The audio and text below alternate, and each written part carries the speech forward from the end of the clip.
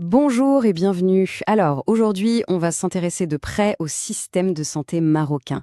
On va décortiquer ensemble son architecture, une structure qui est, on va le voir, à la fois complexe et vraiment fascinante. La question qu'on se pose tout de suite, c'est comment tout ça s'organise concrètement? Pour avoir la réponse, il faut regarder le plan d'ensemble. Et ce plan d'ensemble, imaginez-le comme un grand bâtiment, un édifice qui repose sur 4 gros piliers. Ces piliers sont très différents les uns des autres, mais ils ont tous un seul et même architecte dessus d'eux. C'est le ministère de la Santé et de la Protection sociale. C'est lui qui dessine les plans, qui définit toute la stratégie nationale. Allez, c'est parti. On va plonger dans le vif du sujet. Regardons de plus près chacun de ces 4 piliers qui tiennent tout le système de santé debout. Alors, le premier pilier, et c'est le plus costaud de tous, c'est bien sûr le secteur public. C'est vraiment l'épine dorsale de tout le système. Il est géré à 100% par l'État, avec l'objectif de servir toute la population. Comment il s'organise, ce secteur public? C'est une pyramide. Tout en haut, on a le ministère, qui planifie et fixe les règles. Ensuite, ça descend d'un cran, au niveau des régions, puis des provinces. Et c'est cette structure très hiérarchisée qui permet de couvrir tous les besoins. Ça va des soins hyper spécialisés dans les grands CHU jusqu'aux soins de base, assurés par des unités mobiles qui vont dans les coins les plus reculés du pays. Ok, passons au deuxième pilier. Celui-ci, il fonctionne un peu à côté du premier. C'est le secteur privé, mais à but lucratif. Là, on parle de quoi? Des cliniques, des labos, des cabinets médicaux privés, tout ça. En fait, son rôle est vraiment complémentaire du public. Souvent, il permet d'avoir un accès plus rapide aux soins ou alors à des traitements très spécifiques. Et, sans surprise, on le trouve surtout dans les grandes villes, là où il y a le plus de monde et donc le plus de demandes. Le troisième pilier, lui, est encore différent. C'est toujours du privé, mais cette fois sans but lucratif. Là, l'idée, c'est vraiment la mission sociale. Concrètement, ce sont les associations, les ONG. Leur but, ce n'est pas de faire de l'argent. Elles sont super importantes parce qu'elles se concentrent sur des choses comme la prévention, l'éducation à la santé, et elles vont aussi aider les populations les plus fragiles. En gros, elles viennent boucher les trous là où les autres secteurs ne vont pas forcément. Et on arrive au quatrième et dernier pilier. Et celui-là, il est vraiment unique. C'est une pièce très importante, culturellement parlant, du puzzle de la santé au Maroc. Alors oui, c'est un secteur qui est informel, mais il est profondément ancré dans la société.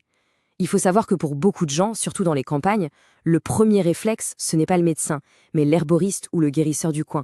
C'est une vraie réalité culturelle qui vit à côté de la médecine qu'on appelle moderne. Bon, maintenant qu'on a vu les 4 piliers, la question c'est comment ça se passe en pratique? Comment on navigue entre les différents niveaux de soins?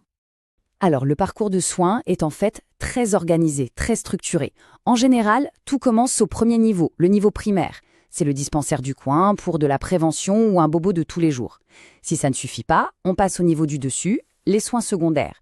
Là, c'est pour une hospitalisation ou voir un spécialiste.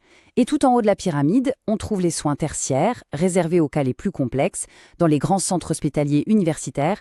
Ok, tout ça c'est bien beau, mais qui paye? C'est la question essentielle, évidemment. Comment tout ce système est financé?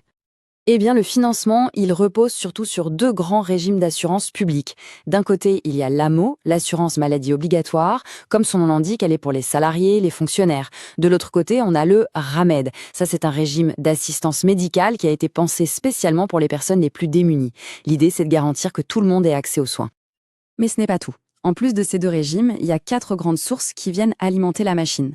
On a bien sûr le budget de l'État, ensuite les cotisations sociales, ce qui est prélevé sur les salaires, il y a aussi des fonds internationaux qui aident sur certains programmes précis, et enfin la part qui est payée directement de la poche des patients.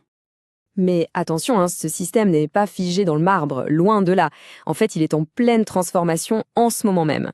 Et ça nous amène au grand plan de rénovation qui est en cours. Le point de bascule, l'année clé, c'est 2022. C'est là qu'une loi très importante, la loi 06-22, a été votée pour lancer une refonte complète du système. Donc on parle de quelque chose de très récent qui est en train de se passer maintenant. Et cette grande réforme, elle se base sur quoi? Sur 4 chantiers principaux. Premier chantier, moderniser les hôpitaux. Deuxièmement, mettre un coup d'accélérateur sur le numérique et la télémédecine. Troisième objectif, étendre la couverture sociale pour que tout le monde soit couvert. Et enfin, quatrièmement, mettre le paquet sur les soins de proximité pour soulager un peu les hôpitaux. Le but final de toute cette transformation, il est clair et il est ambitieux. C'est de bâtir un système de santé qui soit 1. Plus performant, 2.